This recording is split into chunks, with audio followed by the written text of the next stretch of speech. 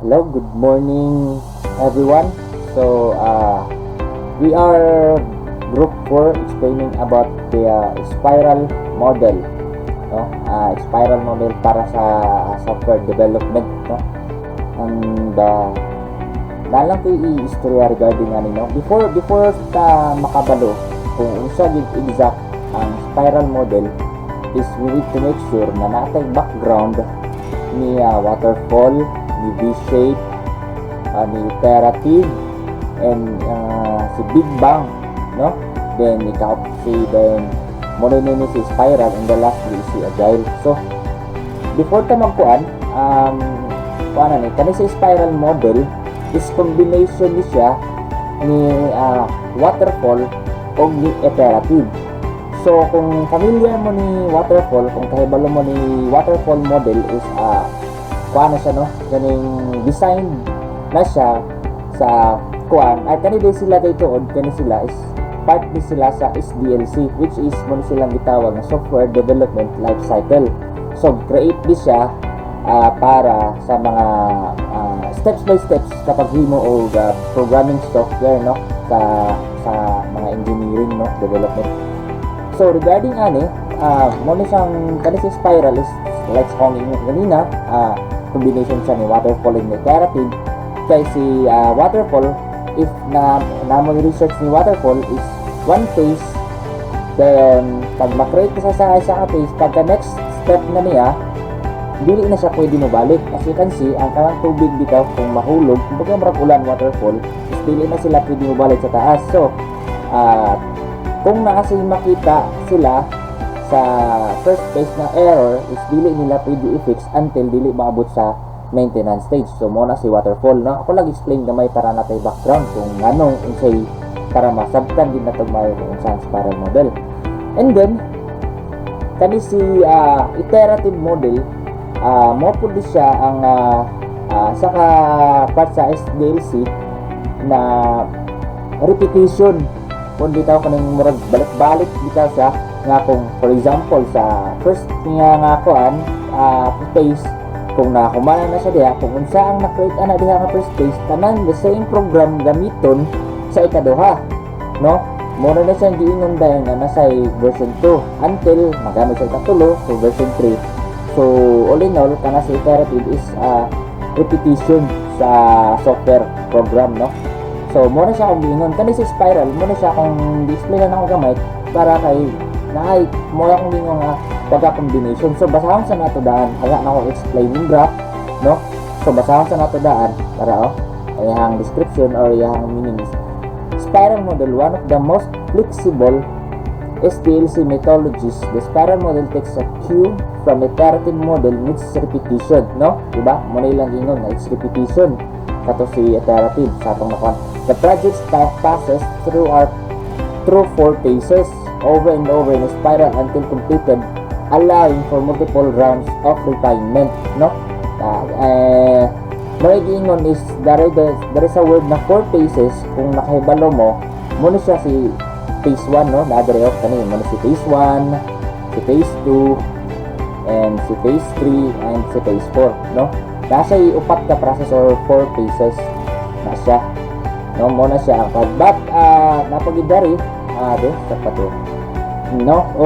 Ako hindi siya nagi sa ipagkasala. So this model allows for building of a highly customized product.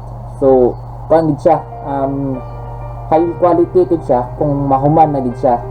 And also user feedback can be incorporated from early on in the project, but the risk you run is creating a never-ending spiral for a project that goes on and on. So mora din ni ang risk naalang tay pagka-risk, no, kay kani siya nga project. So kuan siya, take siya time tungod sa mga planning and risk analysis process, and also ang sa ka-risk din niya is magbalik-balik gid ta sa cycle, masigir tagtuyok until makuha or masatisfy si client, no? Mo na siya. And then sa ikatulo is podari the spiral model combines the idea of iterative development mo to kung ganiha with the systematic controlled aspect of the waterfall model. Diba? Same sa kung yung kanya. This spiral model is a combination of iterative development process model and a sequential linear development model. The waterfall model with a very emphasis on risk analysis. It allows incremental releases of the product or incremental refinement through each iteration around the spiral. So, muna siya no ang fan sa atong nabasa diri. So, ako i-explain sa inyo ha regarding sa graph no para so murag dili man kay siya maklaro no.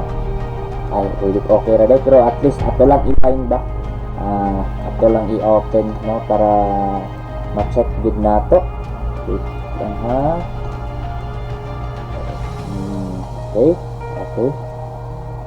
Okay, so arang-arang na siguro ni pero maklaro-klaro na gamay no.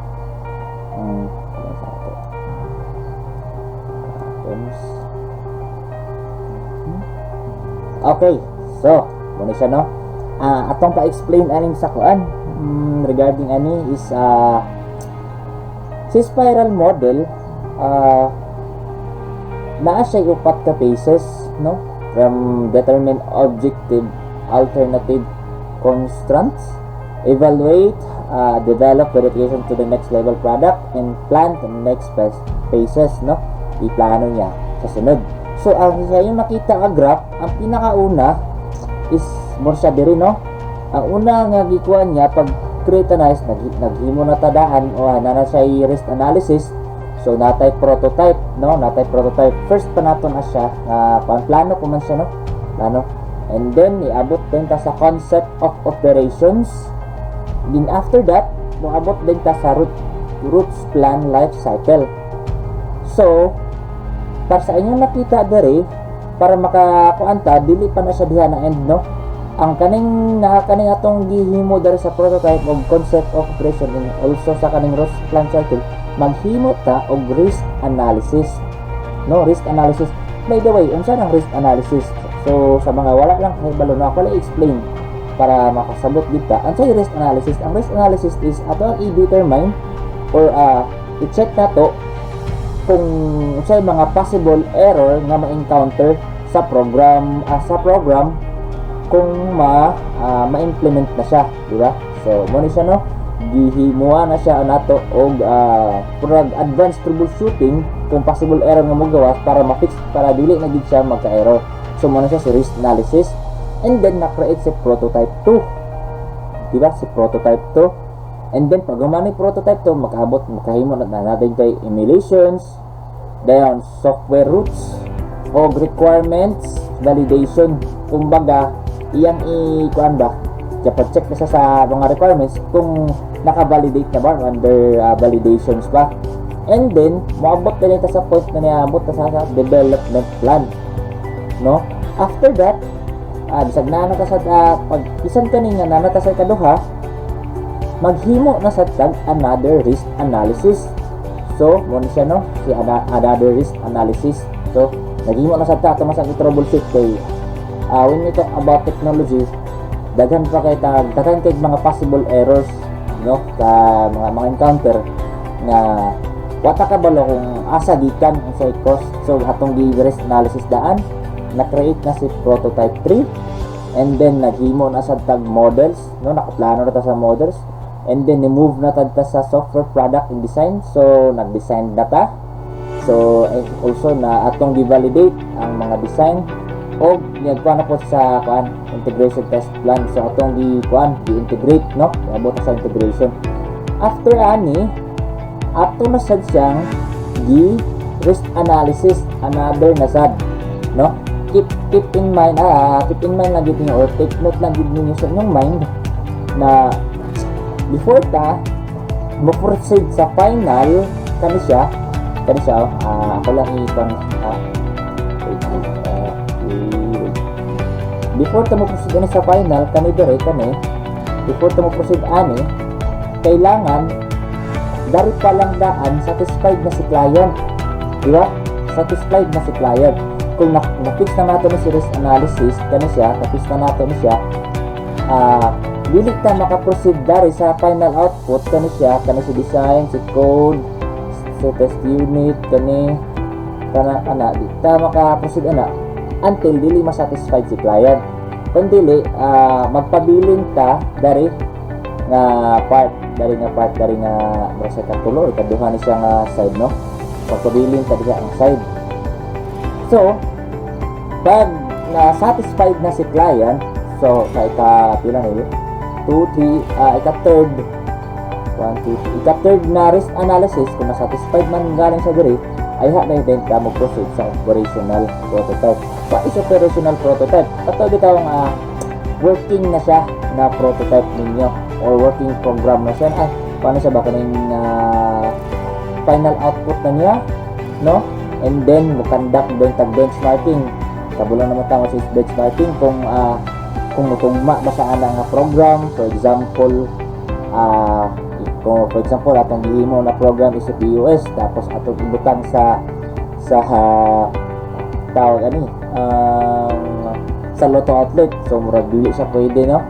So kani siya sa mag-detail design na ta atong ipang-design ay padayon ta mag-code, no?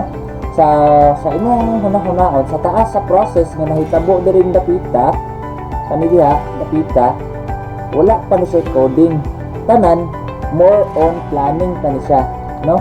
Muna siya inyong hunahunahon sang spiral, more on planning pa ni siya diri nga stage, no? So before ta nag-code bisala para sa daan nga pa ta nag-code, and then niabot din ta sa unit test, no? Unit test. And then ato nang i-integrate, nag-test ta o another acceptance kasad ta, ay pa dahil siya i-implement, no? Muna siya daghan patag-agian ani ay pa ta maka-proceed ka client, pero ay ta makaabot sa last phase kani siya, ay ta makaabot ri dapita nga area kani dinhi area kung satisfied na si client, no? Ay ini dari nga area sa dari nga area kung satisfied na si client, no? Kay atawa man na silang i-fix da na ta maka-move. So nasa pagkalahi, nasa pagka tawag na kumbaga taas kay ang process kay tungod diri nga area, taas kay siya time, need siya og manpower, highly recommended gid nga mga ITs or mga engineers, developers para sa inani. And then also cost lang ang iharaging risk is wata kay balo kung until lang bata sa third, no? Until lata sa third time na kuan wata ka balo kung maabot tag 4 or kapila or 10 times mada diha, no? Wata ka balo.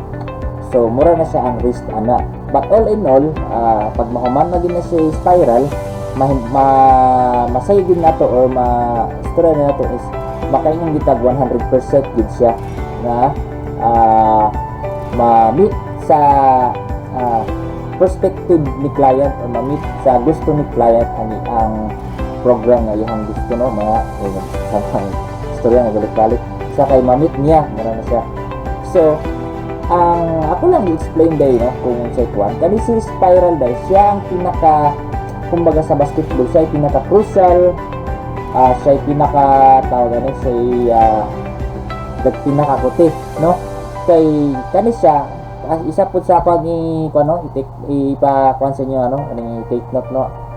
Before ta mo proceed kang before ta makaabot kang spiral, dapat ilahon sa nato ni si waterfall o si iterative, ana ilahon sa nato ni sila kay aron makasabot ta kay kani si waterfall o si iterative mo siya combination na sila, no? Combination na silang duha.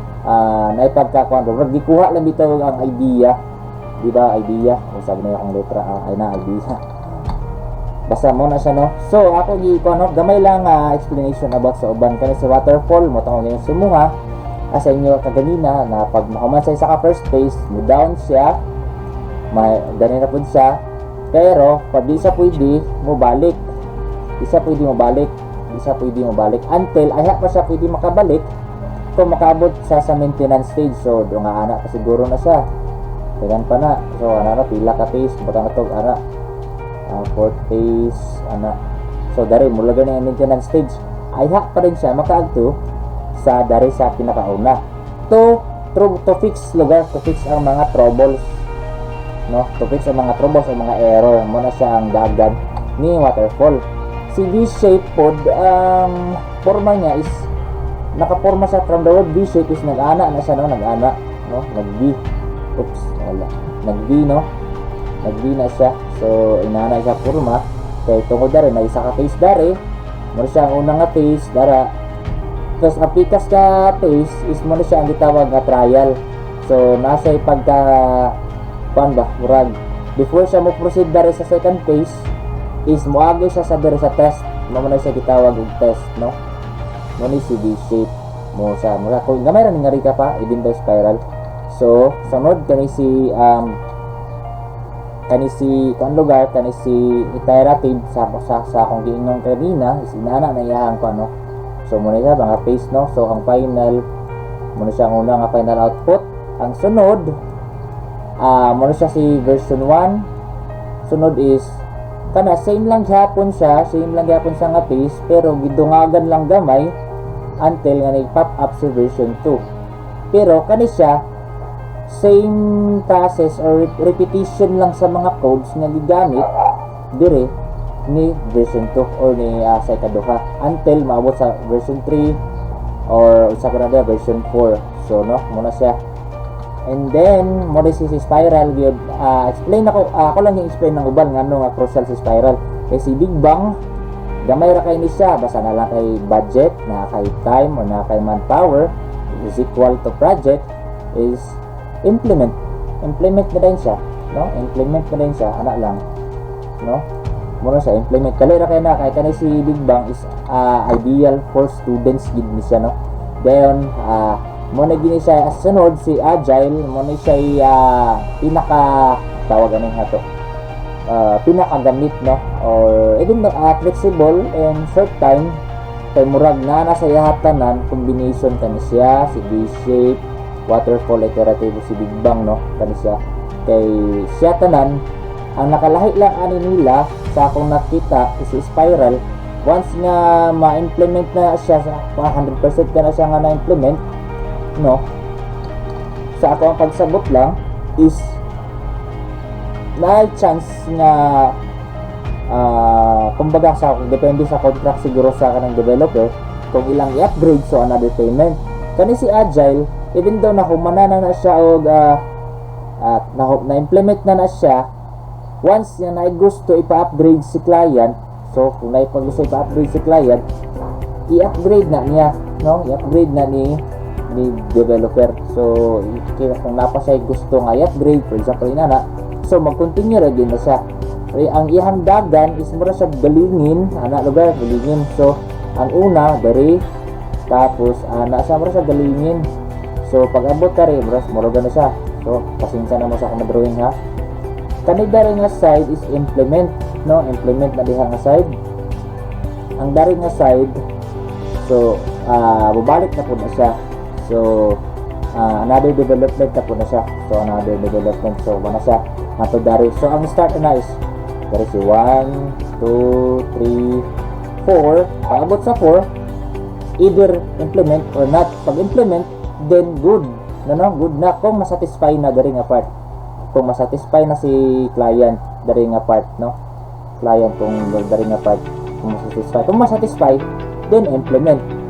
Pero pag dili masatisfy so another na sad, so magtuyok na sad na siya until makuha pag pero nakakuha na ni kung na-implement na, kung nasa gusto upgrade proceed na gihapon mo na si agile. So ang nakalahi lang mo na yung nakalahi ni spiral, kasi spiral siguro sa akong pagkuhan lang is basis based sa akong nakita sa research, once na ma-meet na ang kuhan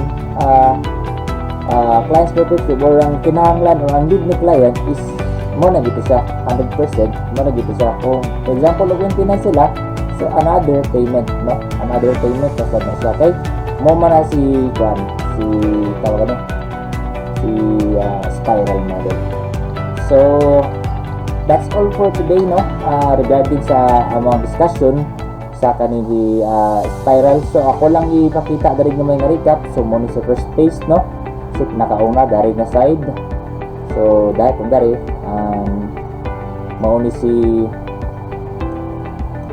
si first phase kani, first ni siya dari nga side, kani siya second,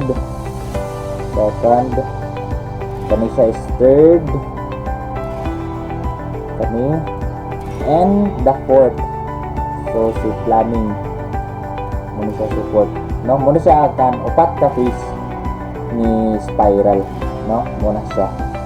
So once again, that's all for today for spiral model, and also thank you very much and thank you.